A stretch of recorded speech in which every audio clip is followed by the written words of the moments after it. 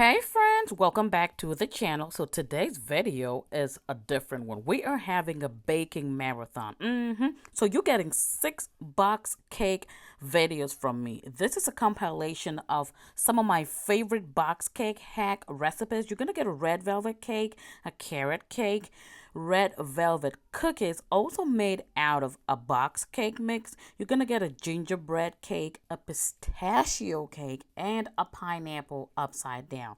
You guys, those are 6 recipes that I selected personally, and I know you guys have been loving, and I compiled everything into a 1 hour long video. You can put this up on your TV, play it at your own pace, and just enjoy. So let's get into the video.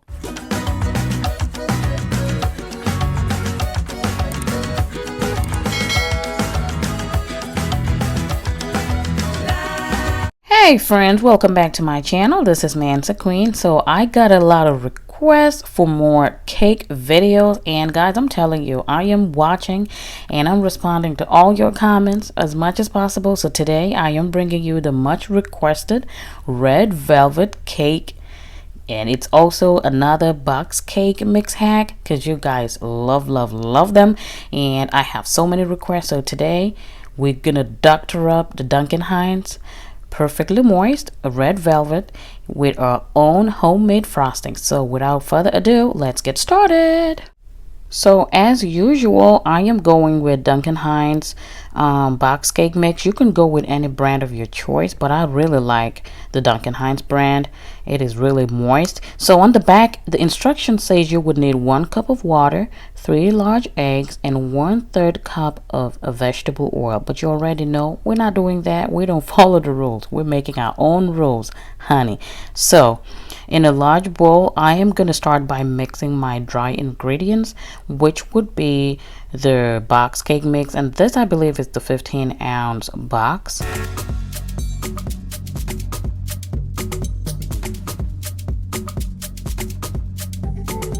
And to that, I'm going to add 1 3.4-ounce box of chocolate fudge jello. And this is the instant chocolate pudding mix. We're going to add 1 box of that. And guys, when I tell you this just changes the whole texture of the cake, believe me, it sure does. So we're going to empty 1 box of that, and I'm just going to go in and give it a quick stir. Those are the only dry ingredients that we have, and just give that a quick stir and put that aside, and we would move on through the rest of the ingredients. And in another bowl, I am going to start by combining the wet ingredients. So here I have 1 cup of melted butter at room temperature. And as usual, I am using my Kerrygold butter for that really high quality texture cake that I'm looking for. So 1 cup of melted butter to substitute 1/3 cup of vegetable oil. And over here I have 1/2 cup of buttermilk at room temperature. So the recipe asks for 1 cup of water, remember? So we're splitting that. We're doing 1/2 cup of buttermilk at room temperature because that's important. And then the other half, we're going to use sour cream. So 1 cup of water, we're going to substitute it with 1/2 cup of sour cream at room temperature and 1/2 cup of buttermilk at room temperature. Guys, let's talk about moisture over here. So we would also need eggs, and instead of 3 eggs as usual, I am going with 4 eggs, also at room temperature. I am just using my hand mixer now to just give it a quick stir because of the lumps in the sour cream. So I just want to break that up. To that, I am adding 1 teaspoon of pure vanilla extract. It is a must-have if you want that rich flavor in your cake. So just 1 teaspoon of that, and I'm getting the other ingredient from my refrigerator because we want that cold. And this right here is 1/4 of a cup of prepared coffee, and all I used was my instant coffee. Guys, let me tell you, this is a must-have if you want to nail this red velvet cake hack. You need to have that cold coffee. You need to have that. So I'm going in with my hand mixer, and at this point, as usual, I would follow the box instructions, which basically say to beat at low speed for 30 seconds. And then after 30 seconds, you want to bump up your speed to medium high, and you beat it for 2 minutes. So because I added a lot of extra ingredients, I actually baked mine for a little over 2 minutes, but no more than 2.5 minutes. Okay, so once you do that, you will see that your batter is gonna get thicker and thicker. This right here, the consistency we're going for, it's almost gonna be like a homemade pound cake, but with the addition of the coffee and the pudding, it's gonna be so moist and dense and just really rich. So yeah, this is me. I have baked the cake for 2.5 minutes, and as you can see, I've gone ahead to prepare my pan. One of my subscribers was asking me how I get my pan coated evenly in flour. So the trick is to just go lightly with the butter. You don't want to put too much butter, because when you go in with the flour, what it's going to do is it's going to leave lumps in it. So just go ahead and pour the batter into your coated pan, and at this point your oven should have been heated up to 350 degrees. I am using a bundt pan, so I'm just going by the instructions. But again, since I added extra ingredients, the box instruction says to do about 35 minutes for the bundt pan, but mine took about 38 minutes in total. So make sure at the 35th mark you go in with a toothpick or a skewer, and when it comes out clean, your cake is definitely done. So here it is. I just pop it, drop it, release them air bubbles, and into an oven it goes, 350 degrees, and it's going to be baking for 35 to 38 minutes. As usual, I am using the middle rack, and I am not using my conventional bake. I'm just using the regular bake in my oven, which bakes a little slower, and you get a perfectly moist cake. In the meantime, we're going to go ahead and make a homemade frosting. Very simple. I have 8 ounces of Philadelphia cream cheese at room temperature. You can see it is nice and really soft. You want it as soft as possible. And to that, I am just going to go ahead and mix it up real quickly. This is the same frosting that I use on my carrot cake that I uploaded before this video, so no changes absolutely. To that, I'm adding 1 stick of butter at room temperature, which is equivalent to half a cup of butter. Again, go for high quality butter if you want top-notch baking every time. Good quality, yes. That's a tip that you cannot miss. To that, I am adding 1 teaspoon of pure vanilla extract. Vanilla makes everything taste good, makes baking taste even better, okay? So I'm just going to go ahead and incorporate it, and you can see that it is creaming up really nicely. Please, if you were enjoying this video, go ahead and give it a thumbs up. It really helps my video so the YouTube can recommend it for more people to see it. And lastly, I'm going in with 1.5 cups of powdered sugar. And as you can see, I am going in gradually. You don't just want to dump all the sugar at once. It's always a good tip when you're baking and you're adding dry ingredients to an already wet mixture. Go gradually, and you would always tend to not overbeat and just want to get that perfect cake, because the key here is to keep our cake as moist as possible when it comes out of the oven. So just add it gradually, give it a good mix, and once everything is incorporated, you would have a nice, rich, and very delicious frosting. If you want your frosting sweeter, you can go ahead and add up to 2 or 2.5 cups of sugar. So our cake is out of the oven, nice and fresh, and oh baby, can you see that? It looks just like my pound cake. See that crack right there? That's an indication that we did something good over here. So we're going to let it cool down completely. You want the cake to go all the way down to room temperature, because we're going to get ahead and frost it. So here it is. It is now down to room temperature. And guys, can you see that bounce? Let me pause for a second over there. Can your cake bounce like that? Well, it will if you follow these instructions.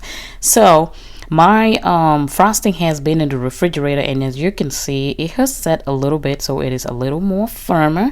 At this point, we're just going to go ahead with no rhyme or rhythm. Just go ahead and frost that cake. It is already beautiful. It's already delicious. We're just trying to frost it, okay? To my new subscribers, I want to thank you guys so much for joining the Mansa team. To my returning subscribers, you guys are the VIPs.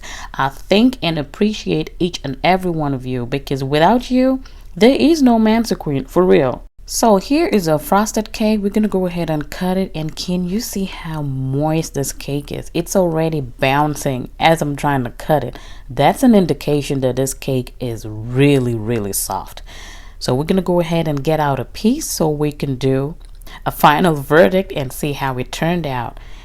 At first glance, baby, look at that.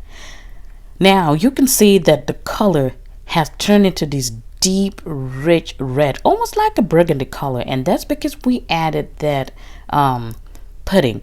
A lot of the box cake mixes already come with the cocoa pudding, the red velvet, but adding that one just elevates it. And can you see that? It is so soft, delicious. This by far was one of my favorite box cake hacks that I have done. If you like my previous ones, trust me, you would love this one if you get to try it. I mean, videos can't lie. Can you see how decadent this is? Thank you guys so much for watching. I appreciate and love each and every one of you. Until I catch you in my next one, y'all stay safe. I love you all. Bye. What's up, beautiful people? Welcome back to my channel. My name is Mansa. So you guys love my box cake mix hacks, and I got a request from one of my subscribers to do a carrot cake hack. So here I am. We're gonna doctor up this Duncan Hines perfectly moist carrot cake, and you know guys, we gotta top it up with our own homemade frosting, because that makes all the difference whenever you're doctoring up a box cake mix. So without wasting much of your time, let's dive right into the video.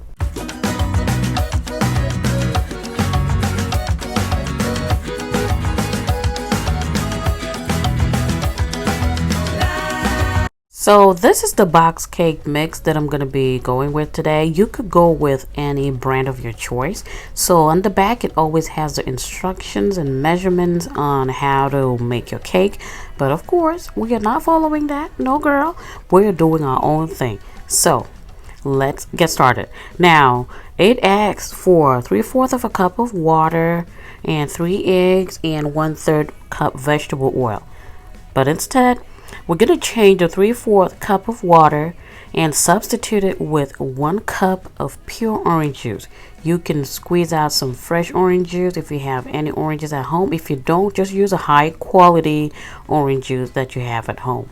Next, we're going to be using 4 eggs instead of the 3 eggs. If you've been following my hacks, you know that I always go with an extra egg in the recipe. It adds a lot of richness to the cake. Now I'm just gonna lightly beat up the eggs before I add it in there, just so it will be easier to combine everything.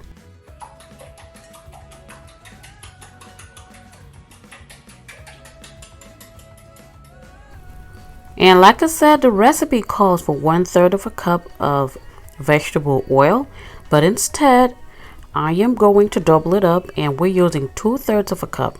Yes, you might be wondering, why did you not substitute the oil with butter this time? Now, carrot cake is one of those cake mixes that just goes perfectly with oil. So we're keeping the oil, but doubling up on it. Now, I'm also going to add 1 teaspoon of pure vanilla extract. You need to have that vanilla in there. Yes. Now, I'm also going to go in with 1 teaspoon of fresh orange zest. This orange zest is a must-have if you want to elevate that box cake mix. So we're going in with 1 teaspoon of the zest, and together I'm just going to combine my wet ingredients just using a whisk. This recipe is so simple and easy, and it would taste just like homemade. Trust me guys, okay? Now we're gonna go ahead and add the dry ingredients. Now I'm just gonna open up and empty out my pack of box cake mix. So for spices, we're gonna be adding 1/4 of a teaspoon of pure ginger powder. You heard me right. And also 1/4 of nutmeg powder and 1/4 of allspice powder. Guys, all of the box cake mix, the carrot box cake mixes already contain these spices: cinnamon, cloves, allspice, nutmeg, ginger. So adding your own fresh spices is gonna do nothing but elevate the flavors. This was the best part of the hack. Trust me on that. So with my hand mixer, I went in with on low speed and beat it for 30 seconds, just as the instructions on the box say. And after 30 seconds, I bump up my speed to medium high and beat it for 2 minutes straight. You do not want to overbid it. This part right here, like I always say, they were so correct and right with those instructions. So just follow the box instructions on the mixing part. I've also gone ahead and buttered my baking pan. I'm using a bundt pan. You can use any baking dish of your choice. Now my batter is nice and ready. Well, not quite, honey, because we need to add half of a cup of freshly grated carrots. The box cake already obviously has carrots in it, but like I always say, adding that freshness to it is going to make all the difference. So I just finely grated some carrots, just half of a cup. That's all you need. Gently fold it into the batter, because at this point you do not want to overwork your batter. So we're done now. We're going to go ahead and pour it into a greased pan. You can use a parchment paper if you're using another type of baking pan. Now my oven has already been preheated to 350 degrees Fahrenheit, and I'm just going to pour in my batter and just bake it immediately after pouring it. So my batter is all in my baking pan. I'm going to pop it, drop it like we always do, release all the extra air bubbles, and into my oven it goes, 350 degrees Fahrenheit for 30 to 35 minutes, and this is our final result. And let me tell you, my kitchen smells divine, absolutely beautiful. Now we're going to let the cake sit aside and cool down completely, and while that's going on, I'm going to go ahead and make a quick and easy and delicious cream cheese frosting. So for that, I would need 8 ounces of cream cheese, and this is at room temperature. You want it to be as soft as possible. And I'm going in with my hand mixer. You can just use a spatula, by the way, and beat it. But yeah, with my hand mixer, I'm going to go ahead and cream that up, make it nice and smooth. Then I would go in and add 1 stick of butter, which is equivalent to half a cup of butter. And I'm using my Kerrygold salted butter. And I would just go ahead and cream the cream cheese and butter together. You want it to be as smooth as possible. This frosting right here, like I always say, if you're doctoring up a box cake, please do not use store-bought frosting. It just doesn't cut it. We're already saving time by using our box cake. So now we're gonna make our own frosting, because that hack right there, that final hack, is gonna make all the difference. So as you can see, I'm creaming it. I'm going in with my spatula. Now this right here, I have 1.5 cups of confectioner's sugar. So you want to go ahead and add in the sugar gradually. Don't add it at once, just add it gradually. So I went in like 3 to 4 times and just keep going. Keep mixing it until you get a nice smooth consistency. Now to finish it all up and tie all the flavors together, I'm going in with 1 teaspoon of pure vanilla extract. This right here, combined with the tart that you get from the cream cheese, is gonna be divine. Now if you're somebody that likes your frosting sweeter, you can use up to 2 cups of powdered sugar, but I don't really like too much sugar in my frosting. You can even go with 1 cup of sugar if you're somebody that really don't like your frosting sweet. It would give you just the right amount of sweetness, but 1.5 cups was perfect for me. So this is a final result, looking really nice. I love it. So in the meantime, I'm just going to put it in the refrigerator for it to set a little bit, just because I've been mixing it and the butter kind of got warm. And here is my cake. It is nice and cool to the touch, and my frosting is out of the refrigerator. You can tell that the texture has changed. It has become a little bit more firmer as it sets. So now I'm gonna just go ahead and fold it gently just to incorporate everything, and then I will go ahead and start frosting my cake. Make sure your cake is completely cold to the touch. You do not want to melt your frosting by putting it on the warm cake. Now I might be good at making up hacks and cooking, but I am not good at decorating cakes, believe it or not. This gave me so much anxiety. I'm like, dude, I'm just trying to frost you. I'm not even trying to present you to no competition. But anyway, I was able to make it work, and this is what it looks like. Guys, it is so delicious. Trust me on that one. How many times have I said it? Anyway, we're gonna top it up with some chopped up almonds. These are my oven roasted almonds. I love them so much. I get them from Aldi's. I just like to snack on them. They're really nice and healthy, and they're unsalted, by the way. So I'm just gonna go ahead and top them off. I just put them in a Ziploc bag and crush them myself. You can use pecans, you can use walnuts, any nuts of your choice. So yeah, what's a carrot cake without some nuts? You can actually add nuts in your batter when you're baking. I just don't prefer that texture. I'm also just gonna go ahead and finish it off with some carrot shavings, just to give it a pop of color. That's the final result. Honey, we are ready to cut it up and see what it looks like on the inside. And when I tell you it was delicious, it was delicious, amazing. If you guys are still watching up until this point, well, you have just made yourself a beautiful carrot cake. Go ahead and hit on that like button. It lets me know that you guys like these kind of videos.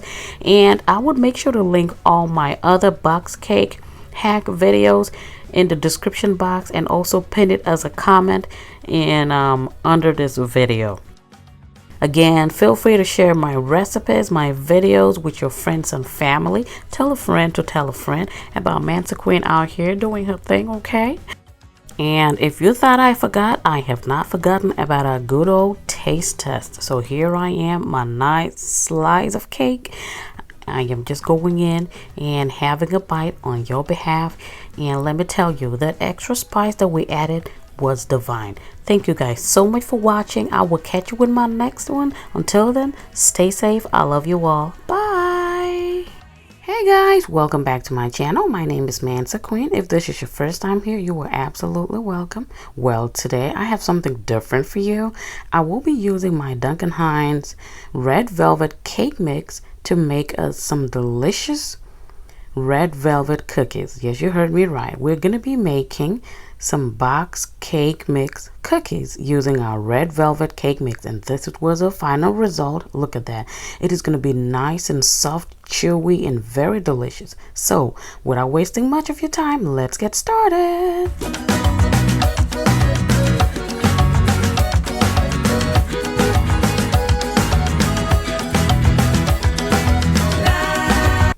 Okay, my beautiful people, this is the box cake mix that I'm going to be using today. If you've been following my channel, you know I use the Duncan Hines brand quite a bit. So you need 1 box of that, and this is a 15-ounce box. You would also need 2 eggs, and these are at room temperature. I just made sure that I brought them out of the refrigerator early enough so they could get down to room temperature. So when you're making the box cake, it asks for 3 eggs, and then we could bump it up to 4 to make it rich, but we only need 2 since we're making cookies. Moving on, you would need 1 stick of butter, which is equivalent to half a cup of butter. You would need to melt this butter, okay? If you do not have butter, oil also works perfectly for this recipe. You can also use half a cup of vegetable oil instead of butter. Now, what are some good old cookies without some chocolate chips? So I am going to be using some white chocolate chips today to add the flavor and richness to our cookies. If you don't have this, you could just simply make a glaze and just put it over your cookies, but this works perfectly. Now I'm going to go ahead and melt this butter, and I'll be right back. I simply just put it in the microwave for it's already at room temperature. Then I put it in the microwave for 10 seconds and it just melts, and it's not warm at all. To that, I'm going to be adding my eggs, just cracking 2 eggs. This recipe is so simple. Now this is purely optional, but I'm going to tell you it's going to make a whole lot of difference. Add 1 teaspoon of pure vanilla extract. It's going to be so delicious. Trust me. I'm not even using a hand mixer today. I'm just using my whisk and a wooden spatula. So using your whisk, just go ahead and combine the eggs and butter and vanilla together, just so they are well incorporated. And then we would go ahead and add in a box cake mix. So you just want to empty out the whole box.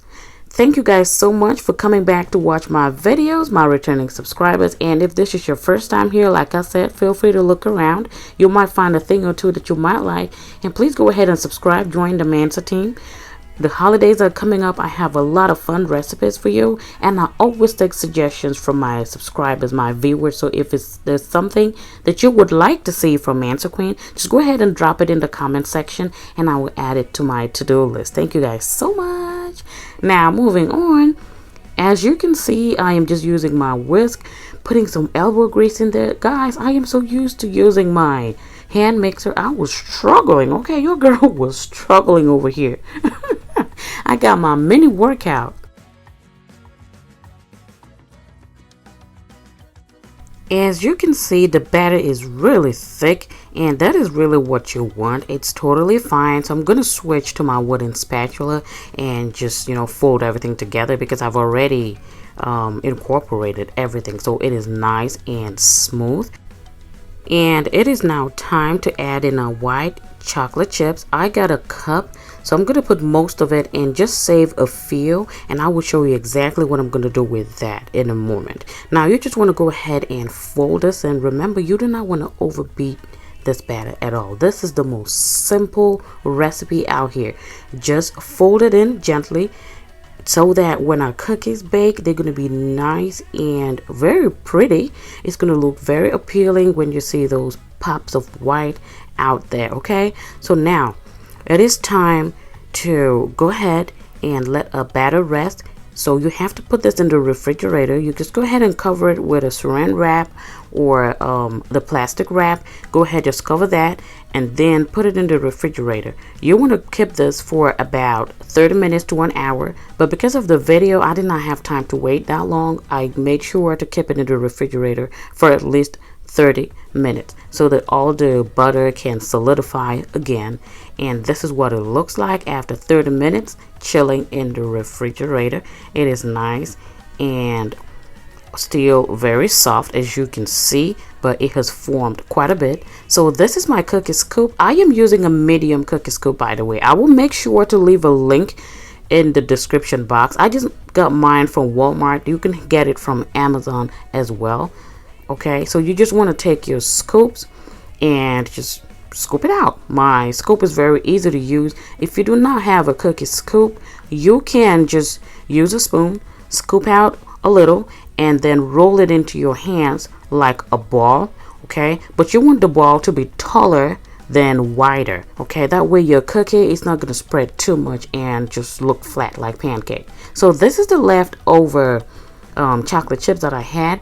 Now what I'm going to do, when you fold in the cookies and you scoop out the batter, not all of the chocolate chips are going to be peeking out to give you that perfect look at the end. So this is the trick. I like to go in there and just place a few, maybe 2 to 3 chocolate chips on top of the cookie dough that I scooped out, and let me tell you, when it bakes, it will be so delicious. Okay, so I baked these at 350 degrees Fahrenheit for 10 minutes. You want to do nothing more than 12 minutes. So make sure you check it, and once the top is formed a little bit, your cookies should be done. You do not want to overcook it, because remember, when you take them out of the oven, they're still going to be cooking. So you make sure you let them sit out for about 5 to 10 minutes and then transfer them on a cooling rack to cool down further. And this is a final result. Look at that.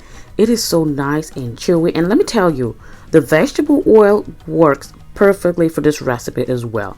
But as we know, butter has more flavor, it's more intense in flavor than vegetable oil, which is really more on the plain side. But they both work perfectly. I think it's a matter of preference, honestly, if you ask me. So try both and let me know which one you like better.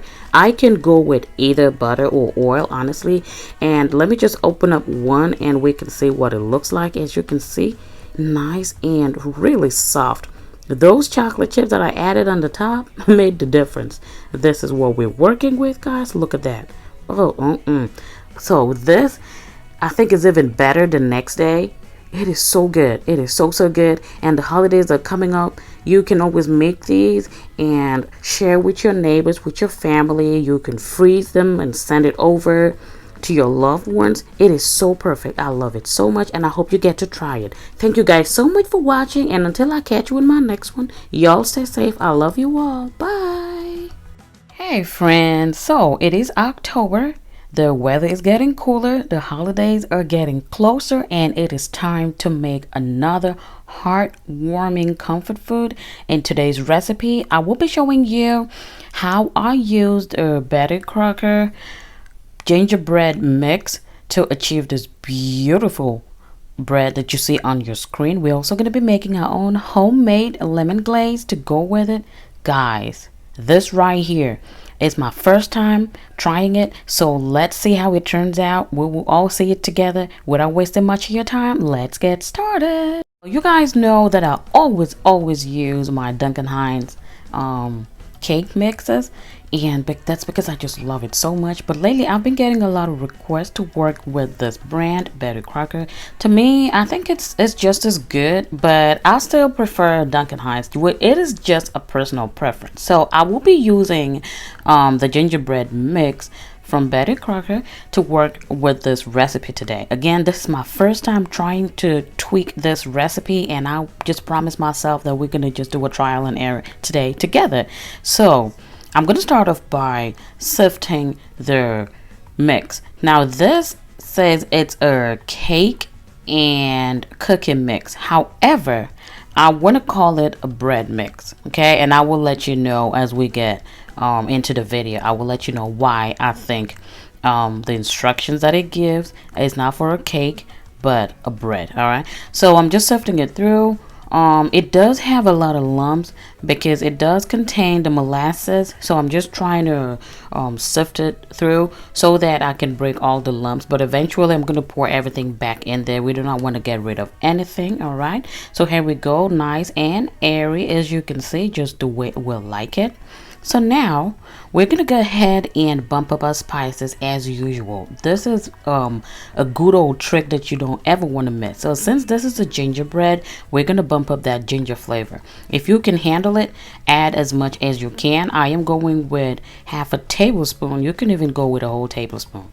Also, we're gonna bump up more flavors by adding 1/4 of a teaspoon of ground cinnamon and 1/4 of a teaspoon of ground nutmeg. You can also use allspice seasoning. It works beautifully in here. All right, so there we go. We dump those in there. It's going to elevate a lot of those flavors that are already in the mix.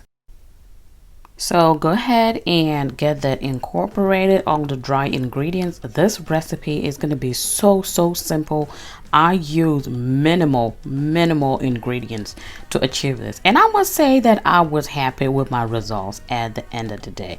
Okay, so here it is, a dry ingredients all nicely incorporated, and I'm only gonna add 1 egg, and this is exactly what the box does request for. Reason why I added 1 egg, I was going more for a bread consistency, you know, that old-fashioned gingerbread and not a cake. Okay, if I'm going with a cake, I would definitely need at least 2 eggs to 3.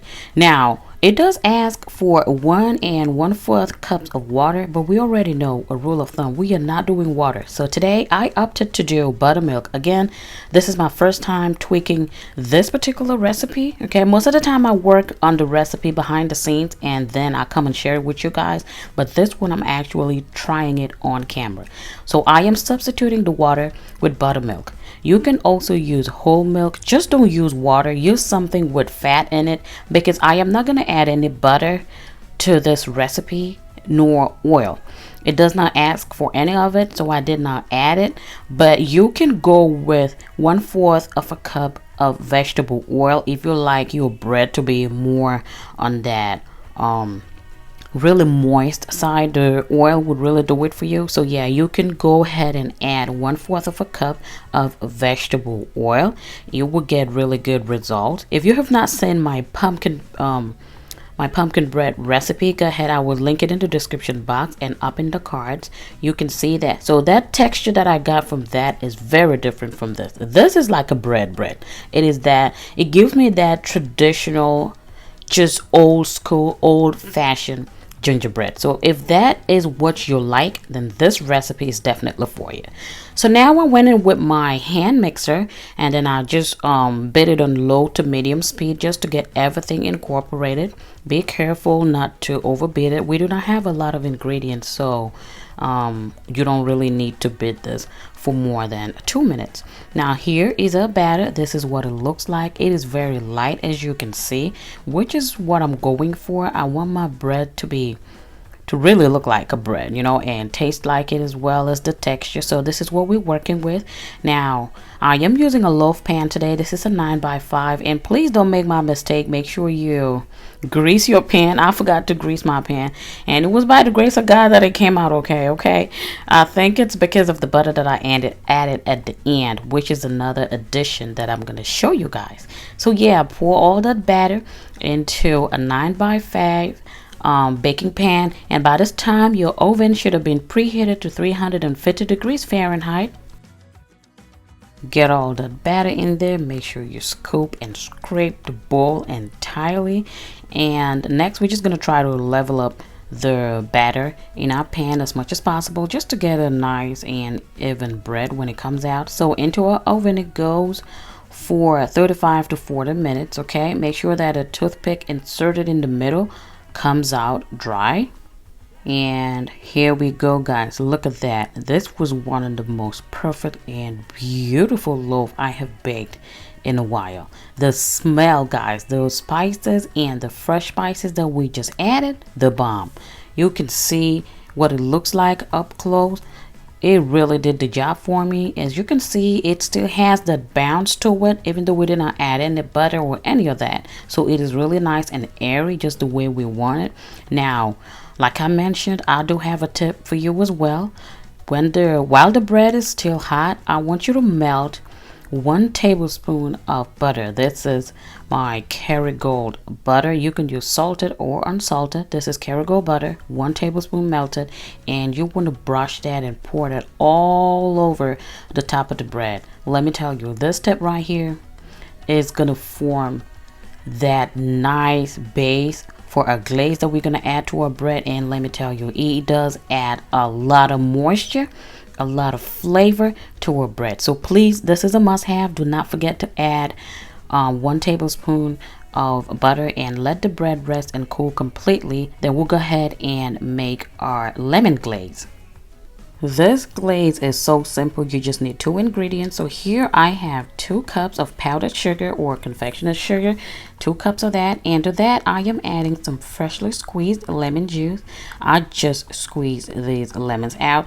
So I will be adding a total of 3 tablespoons of that lemon juice. Okay, I added it gradually, but in total I used 3 tablespoons of freshly squeezed lemon juice to 2 cups of powdered sugar.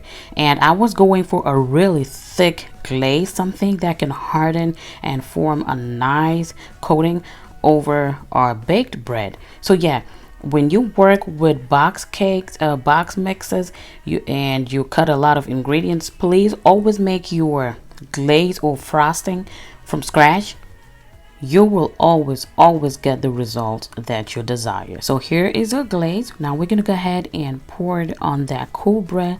Guys, look at that fold that we're getting. Satisfying. Again, I love this process so much. So you're just gonna go ahead and pour that over the bread, and then you can just use a spatula and just move it around. We're trying to form like a thick layering over it, you know, a nice layer of that lemon frosting. It tastes so good. Just 2 ingredients. So yeah, as you can see, I'm just using my spatula and just moving it around so that the bread gets covered. Guys, this look, it's just so beautiful.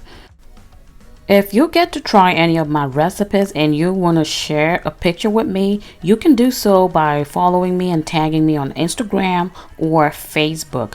My handle will be on the page on the screen right here, and it is also in my description box. The link is in my description box. So we went ahead and garnished with some fresh lemon zest. By the way, you can also add a tablespoon of that zest in your gingerbread if you like the lemon taste on it. It is also very delicious and gives a very nice fragrance.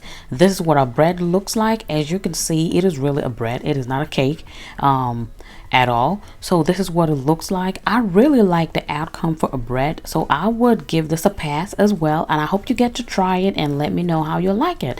Thank you guys so much for watching. I will catch you guys in my next one. Y'all stay safe. I love you all. In today's video, we are starting off this new year with a bomb and delicious, light and airy pistachio cake. Guys, look at that. That green color is the bomb. This cake, we are also making it with a very nice simple glaze. So without wasting much of your time, let's get right into today's video. I am using a bundt pan today. This is the original bundt pan, and I am going in with a baking spray, and this one has flour in it, so we're just going to ensure that our cake comes out whole with no glitches here and there.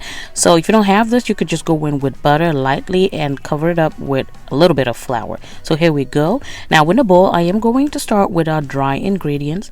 I am using today a Duncan Hines classic white box cake mix. This one right here, I have used it for my peppermint cake. If you've not seen that, I will leave the link in the description box below.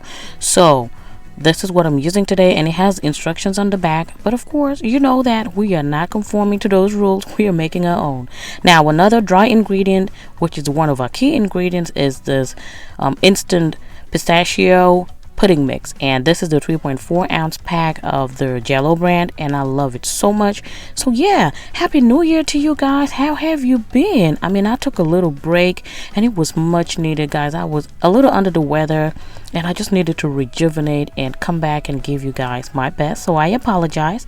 So I am just going in with my sifter to sift the cake mix, because I find the white cake mix a little lumpy. So some cake mixes are not as lumpy as others, but this one is a little lumpy, as you can see right there. So, and this will also help to aerate the flour mixture, which is the cake mix. So yeah, I absolutely like the process. Now I'm also emptying out my 1 pack of pistachio pudding mix, and this is going to give it a nice beautiful light green color. So now just going in with my spatula or a whisk, whatever you have, combine the dry ingredients, and then here we go. We're going to put that aside. In a separate bowl, I am going in with some wet ingredients. Now here I have 4 eggs at room temperature. Now the box mix requires for 3 egg whites, but we are not doing that because I'm not making a white cake, so I'm using 4 whole eggs. Okay, now over here the box does request for a cup of water, but you already know we are not doing that. So to replace that, I am going in with half a cup of buttermilk at room temperature. We're gonna add the buttermilk is gonna add a lot of moisture, a lot of richness to this cake, so we are opting for that. Now to make up for the other half a cup, I am going in with half cup of heavy whipping cream. Guys, you guys know the fat content and the heavy whipping cream is so high, so we're assured of all that goodness. Now for 1/3 of a vegetable oil, I have that right here as the box instructs. 1/3 cup of vegetable oil. It will add a lot of moisture even if the cake is in the refrigerator. Now to bump it up, I am also going to add an additional 1/3 of melted unsalted butter at room temperature as well. We were going to get all the fat and concentration from it. Now here I am going to add a healthy splash of vanilla, about 1 teaspoon. That's all you need to bump up all of those flavors. And a must-have again is some lemon extract. Here you only need about half a teaspoon of lemon extract. Lemon and pistachios or lime, they just go hand in hand, so you cannot go wrong with that. Now this is optional, but I like to enhance the green color in the cake, so I'm going in with a few drops of green food coloring. That's just optional, like I said, but I like to do that. Now going in with my hand mixer, I'm just trying to incorporate the wet ingredients first, just beating it lightly. It is now time to combine our dry and wet ingredient mix, and By this time, please preheat your oven to 350 degrees Fahrenheit. That's the temperature we're going to be baking at today. So while that is going on, we're just going to quickly combine these. Now I'm going in with my hand mixer and going on low speed for the first 30 seconds. I'm just going to beat it just to get that flour mixture just incorporated in there. And then after that, I would bump it up on medium high speed and beat it for an additional 2 minutes straight. You can see that bright green color is coming out, and actually the pistachio pudding mix, it's actually comes with the nuts in it. So I think that was really cool and it's nice. And you can see that I went in with a little bit more food coloring. That was just optional. I wanted a little bit more of that color, like I said. So yeah, once we get all of that mixed in, it is now time to add another key ingredient, which is some lime zest. So you just want to use 1 lime and just zest it. So the zest of 1 lime is about what you need. And be careful not to scrape too deep. You don't want that white part. You don't want your cake to be bitter. But let me tell you, when your cake hits that oven, baby, it is going to be so good. It's going to smell so good. So I highly recommend you use some zest. If you do not have lime, by all means go with lemon, but just zest up this cake. You would be so happy you did. This is one cake that I highly recommend. I can vouch for this cake anytime, anywhere. So please do give it a try and let me know what you think. When you try it, let me know what you think in the comments below. I always have a lot of people that want to know, or that want to read from people that have actually tried the recipe, and I thank you guys for always coming through for me, because you guys always come back and give feedback. I love it so much. So now I am pouring in our prepared batter into our baking pan, now getting ready to scrape all the sides of that bowl. We do not want to waste any batter. Try to level it up as much as possible so that our cake bakes evenly. And again, you know how we do it here. Pop it, drop it, shake it, release them air bubbles, and here we go. We are ready to bake this cake, and we are baking at 350 degrees Fahrenheit for 35 to 40 minutes. As usual, mine takes about exactly 38 minutes. So always insert a toothpick in the middle, and when it comes out dry, your cake is done. Now look at that. Isn't that gorgeous? Beautiful golden brown color. You can see the pop of green in that crack. Perfection. Now we're gonna have to let this cake rest in the baking pan because it's really nice and hot. We don't want to mess with it because this is a really soft and delicate cake. So let it rest in the pan for about 15 minutes, and then while that is going on, I'm gonna go ahead and prepare a very simple glaze. You do not even need a whole bunch of stuff. Now I have 1 cup of powdered sugar, and to that I am starting with 2 tablespoons of heavy whipping cream and half a teaspoon of vanilla extract and 1/4 teaspoon of lemon extract. Now you want to mix this. Now the consistency of the glaze you want personally will depend on how much liquid you want to put. So this is another 2 additional tablespoons, making it 4 tablespoons of heavy whipping cream. I am going for a not so thick glaze, but something pourable that I can just, swirl over the cake and still make it look pretty. So yeah, there we go. You just want to go ahead and mix that all in. Again, we're going for a pistachio cake, so we want to enhance the green color. I am going in with a little drop of green food coloring to give us a green glaze. If you want to do a white glaze, then obviously skip that food coloring and just go with this glaze. It is really good. You will love it. And you know what? If you are feeling a little more lemony, go ahead and add some zest. Now that was the 5th tablespoon of heavy whipping cream. So in total, I used 5 tablespoons of heavy whipping cream, and I think I'm satisfied with the results. Now our cake is nice and cool to the touch. Now look how bouncy it is, y'all. You can't make a Mansa cake if it's not bouncing. Anyway, let's go ahead and pour that glaze all over our cake. Look how satisfying it is. To my returning subscribers, thank you guys so much for always coming back to watch my videos. Drop a like, drop a comment. I always appreciate you. To my new subscribers, we always have a lot of new members every day, and I always want to say a warm welcome to you guys. So now, it is now the moment of truth. Let us cut into this cake, and you guys, can you see how soft this is? This cake, because of the choices I made for this recipe, it is really nice and airy. You can see really nice, airy, but above all, very moist and not too sweet. The cake itself is perfect. Now I can vouch for this cake anytime, anywhere. Look at that. Look how beautiful that is. Isn't that gorgeous? The green food color we added just bumped up a little bit of that color, and let me tell you, it looks so pretty. You can even add some pistachios on the top if you're feeling more nutty and all of that. You could do that. And look at that. By all means, look at that, baby. So soft, very, very moist. Again, you would love this recipe. Do give it a try. If you're up to it, give it a try and let us know in the comment section how it works out for you. I thank you guys so much for watching. I do not take your time for granted. There are thousands and thousands of channels out here, so I appreciate you coming and supporting this girl. You can go ahead and give the video a like by hitting that thumbs up button. It really helps me out. It helps out my channel and all of that good stuff. Thank you guys so much for watching, and until I catch you in my next one, y'all stay safe. I love you all. Bye. Hey guys, welcome back to my channel. My name is Mansa Queen. If this is your first time here, you are absolutely welcome.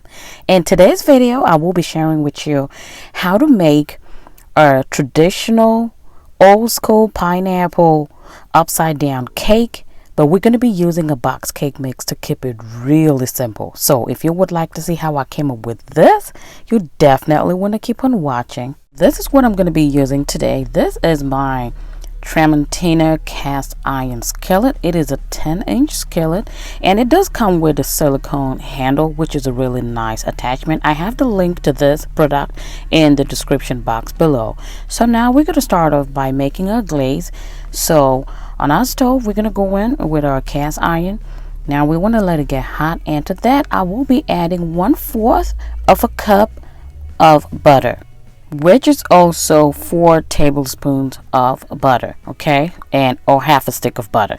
So we're gonna put that in there. This is salted butter, by the way, just regular salted Kerrygold butter, nice quality as usual. So we're gonna go ahead and melt that in the skillet, guys. This is so satisfying. And by the way, if you do not own a cast iron skillet, it's okay, don't worry about it. You can bake this in a regular baking pan, okay? Now to my melted butter, I am going in with 3/4 of a cup of light brown sugar. You can also use the regular brown sugar, which is darker, but I'll definitely recommend brown sugar, light or dark, as opposed to the regular white granulated sugar, because it's just going to give you the nice caramelized look when you invert the cake. When you flip it over, it's just going to have the nice brown look of that authentic pineapple upside down cake. So now I have added the sugar into the melted butter, and now I'm just stirring it. Then I would let it come to a bubble. Once it bubbles like you see in the video, I turn it off. I don't even cook it any further than that. I turn it off because you know cast irons hold a lot of heat, so it would still continue cooking even after you take it off the stove. So this is it. Once it starts bubbling, take it off the stove and turn it off, and we would move on. So this is what it looks like. As you can see, it smells so good already, and we've not even started. Anyway, moving on. Let's go ahead and add in the rest of our stuff for our glaze, okay? So to this, I am adding some pineapple rings. These are just the regular canned pineapple rings. Now you can also do this using fresh pineapples, but I recommend that you just go with the can. It is really simple and they're really delicious. I would show you the particular brand that I like, so just go ahead and put it all around. As you can see, I had a total of 10 from the can and I used 7. This is the particular brand that I like. It is non-GMO, it is all natural, and the juice is so delicious. So this, I highly recommend this right here. So as you can see, I use 7 rings, and to that I am going to be adding some cherries. This is also from the can, okay, and we will just go ahead and put that in the middle of the pineapple rings just to give it that pretty look. And that is it. Really simple and easy, okay? So we're going to put that aside and make a batter real quick. So today I will be using a Duncan Hines Perfectly Moist Pineapple Supreme box cake mix. Now you can use any box cake mix of your choice, and I would show you how to make it really pineapple-y as we go on in the video, okay? Now, the box does request to use 3 eggs, but as usual I am using 4 eggs because it just adds to the richness of the cake, okay? So now you might see 4 yolks, but that's okay. That's just because one of the eggs decided to have a twin. So I was like, okay, this is the second time I'm getting twins this week. So I don't know what you're all trying to tell me, okay? I don't know. Anywho, so next we are going to be using our liquid. So it does ask for 1 cup of water, but of course we're not doing that. So remember I used a can of pineapple to get the rings. Now that particular can gives you exactly 1 cup of pineapple juice. And I would write all the measurements in the description box, okay? Now, again, it would request for 1/3 of a cup of vegetable oil, but I'm not doing that. Instead, I'm doubling it and doing 2/3 of a cup of unsalted butter. Yes, most of the time I don't really say what butter I use, but for the cake mix, I prefer going with unsalted butter for the most part because the mix already contains salt in it, okay? So now to bump up our flavors, as usual, we are going to be adding some pure vanilla extract, really delicious. But I also want you guys, if you can get a hand on this orange extract, also go in with 1 teaspoon. Orange complements pineapple so beautifully, you would love it. Now going in with a whisk, I am just going ahead to combine the wet ingredients, and then we would go on with another container and do our dry ingredients. Now this is a box cake mix. I am just running it through our sifter just to get the lumps out. I highly recommend that. To that, I will be adding 1 small box. This is a 3.4 ounce pack of instant jello. This is the instant pudding, and I'm using the French vanilla. You can use any complementing flavors of your choice. I emphasize complementing because you don't want to mess up the taste of your cake, so just always go with flavors that would complement each other. And I find the vanilla goes very well with this cake. So now it is time to combine our dry and wet ingredients, and this recipe is so simple, so easy. So by this time your oven should be preheating to 350 degrees Fahrenheit because this recipe is so quick, so easy, does not take much. Now as usual, I am following the box instructions to mix this batter. So you want to beat it for 30 seconds on low speed and then bump up the speed to medium high and beat it for 2 minutes. Now you do know that I have added some extra ingredients like the pudding and extra eggs and all of that stuff, so I still beat it for maybe 2.5 minutes, no more than that. You do not want to overwork your batter, okay? So once that is done, everything is well incorporated, just give it a nice scoop. Make sure that you do not have any dry pockets in your batter, and look at that. This is what you would want to see. This is going to be a very light and airy cake, okay? It is not as dense at all. You can tell from the batter. Now it's time to add our batter, and guys, this is so satisfying. Look at that fold. I love it so much. Yeah, like I said, this is a very light and airy cake, but it's going to be so moist. Guys, you do not even need any milk or buttermilk for this cake. The pineapple juice is going to make a whole lot of difference. Don't take my word for it. Try it and come back in the comment section and testify, okay? Anyway, so you just want to go in with a spatula and just level it up as much as you can, and into the oven it goes, 350 degrees for 40 to 45 minutes. And this is what mine looks like, guys. You know, when you're baking a cast iron, that crust is going to be real. It's going to be the bomb. And you know, I'm a crust girl as usual, so this part right here is my favorite. So you just want to go ahead with a spatula and just try to ease out the cake from the pan, and then using a plate, you're just going to simply invert it, and please give it a moment for the cake to drop on its own. And moment of truth, ta-da! Guys, this is one of the most perfect pineapple upside down cakes I've made. Look at how clean it is. And that cast iron, guys, makes a whole lot of difference. But like I said, if you don't have it, don't fret, no problem. You can use a regular 10-inch baking pan, okay? It would work perfectly for this recipe. Or you can even do a 12-inch, because as you can see, the cake would rise a little bit. So you can also go in with a 12-inch if that is what you have. So let's cut in. As you can see, it is really tender, nice, and moist, and I really want you guys to see the inside. Look at that, guys. These are money shots right there. This recipe is so simple, so easy. Look at it. You can just go right through. It has the right amount of glaze on it. And guys, I want to thank you so much for coming back to watch my videos. Share this recipe with your friends and family. And until I catch you in my next one, y'all stay safe. I love you so much. Bye, y'all.